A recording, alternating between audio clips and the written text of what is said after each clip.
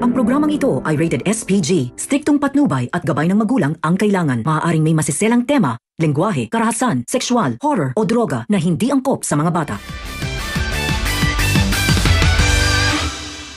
Sa pagbabalik nga nitong si James ay dala-dala nito ang marriage certificate nila ni Venice at ipapakita nga niya ito kay Vivian. Sasabihin nito kay Vivian na wala daw bisa ang kasal nila Francis at Venice dahil sa kanya pa din daw kasal ang anak nito dahil nga hindi na proseso ang divorce nila noon.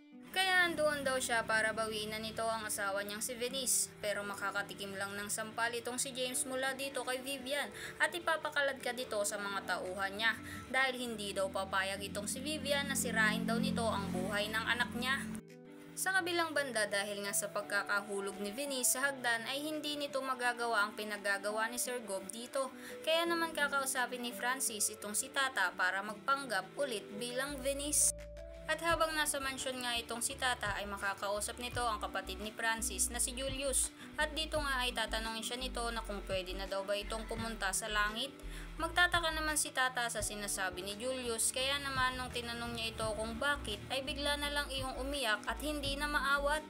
Kaya naman dahil doon ay nagalit itong si Francis kay Tata at pinagsabihan niya ito na wag daw kakausapin ng kapatid nito tungkol doon at hindi na daw iyon sakop pa ng trabaho nito.